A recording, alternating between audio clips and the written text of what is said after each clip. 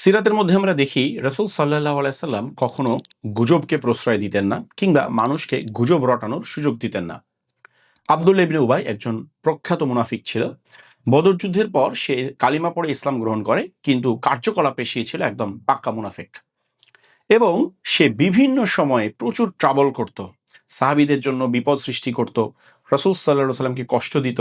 এমনকি উহুদের যুদ্ধেও সে তার ৩০০ অনুসারী নিয়ে যুদ্ধের ময়দান থেকে পালিয়ে আসে। এবং বিভিন্ন সময়ে সে কুরাইশদেরকে চিঠি লিখত মদিনা আক্রমণ করার জন্য। সে ইহুদিদের সাথে গিয়ে ষড়যন্ত্র করত এবং মুসলিমদের সাথে শত্রুতা করার জন্য ইহুদিদেরকে উদ্বুদ্ধ করত, ইহুদিদের সাথে হাত মেলাতো। এরকম বিভিন্নভাবে সে মুসলিমদেরকে কষ্ট দেওয়ার জন্য সবসময় সব ধরনের চেষ্টা চালাতো। এবং তার এই মুনাফিকই একদম ওপেন ছিল সবার কাছে। তো সাহাবীরা বিভিন্ন সময় আল্লাহ রসুলকে এসে বলেছিলেন, ইয়া রাসূলুল্লাহ, আপনি অনুমতি দেন আমরা আব্দুল্লাহ ইবনে উবাইয়ের গর্দান উড়িয়ে দেই। কিন্তু রাসূল সাল্লাল্লাহু আলাইহি ওয়াসাল্লাম কখনই এই অনুমতি দেননি, বরং তিনি বলেছিলেন, আমি চাই না মানুষ বলুক মুহাম্মদ তার সঙ্গী সাথীদের হত্যা করে। দেখুন কত প্রফাউন্ড একটা স্টেটমেন্ট এখানে তিনি দিয়েছেন। এই কথার অর্থটা কি? এই কথার অর্থ বুঝতে হলে আমাদেরকে একটু পেছনে ফিরে যেতে হবে। রাসূল সাল্লাল্লাহু আলাইহি সাল্লাম মদিনায় আসার আগে আব্দুল্লাহ ইবনে উবাইকে মদিনার মানুষেরা তাদের সর্বসম্মত নেতা হিসেবে মেনে নিয়েছিল। তারা সবাই একমত হয়েছিল যে আব্দুল্লাহ ইবনে উবাই হবে আমাদের মদিনার নেতা। এবং তার বলতে পারেন এখনকার ভাষায় বললে কেবলমাত্র শপথ গ্রহণটা বাকি ছিল। ঠিক আছে? মদিনার ক্ষমতা গ্রহণের জন্য। তখনই রাসূল সাল্লাল্লাহু আলাইহি সাল্লাম মদিনায় চলে যায় এবং আব্দুল্লাহ ইবনে উবাইয়ের এই নেতৃত্বের স্বপ্ন ভেঙে যায়।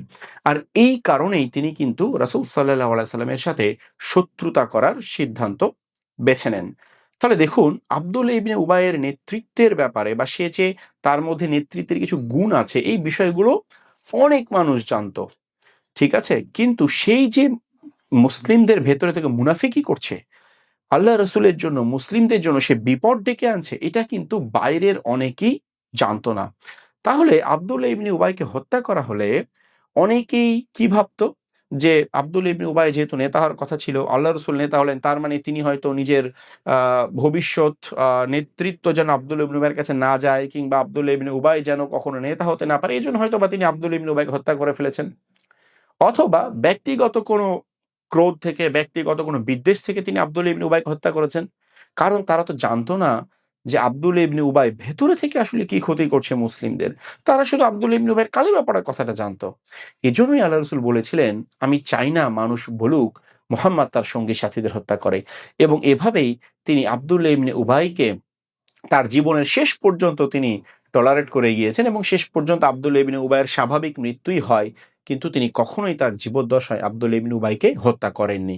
এখানে আমরা একটা গুরুত্বপূর্ণ শিক্ষা দেখলাম যে রাসূল সাল্লাল্লাহু আলাইহি সাল্লাম কখনো মানুষের মাঝে ভুল বোঝাবুঝি ছড়ানোর সুযোগ দিতেন না, কিংবা গুজব ছড়ানোর, কিংবা কাউকে গুজব রটানোর কোনো সুযোগ তিনি দিতেন না।